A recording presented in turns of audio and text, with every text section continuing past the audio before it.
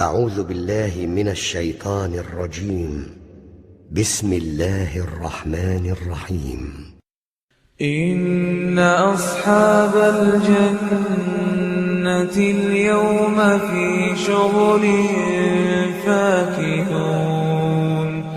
فاكهون هم وأزواجهم في ظلال على الأرائك متكئون لهم فيها فاكهة ولهم ما يدعون سلام قولا من رب رحيم سلام قولا من رب رحيم وامتازوا اليوم أيها المجرمون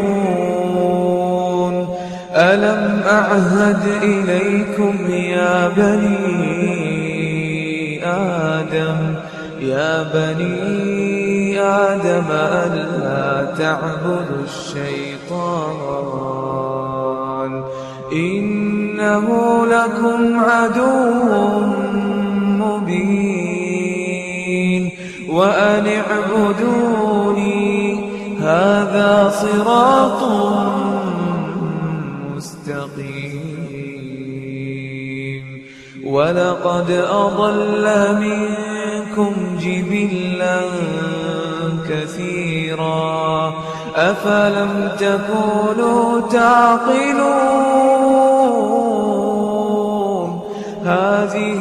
جهنم التي كنتم توعدون اصلوها اليوم بما كنتم تكفرون اليوم نختم على أفواههم وتكلمنا أيديهم وتشهد أرجلهم بما كانوا يكسبون ولو نشاء لطمسنا على أعينهم فاستبقوا الصراط فأنى يبصرون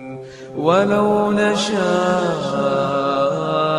لمسخناهم على مكانتهم فما استطاعوا مضيا ولا يرجعون ومن نعمره ننكسه في الخلق أفلا يعقلون وما علمناه الشعر وما ينبغي له إن هو إلا ذكر وقرآن مبين لينذر من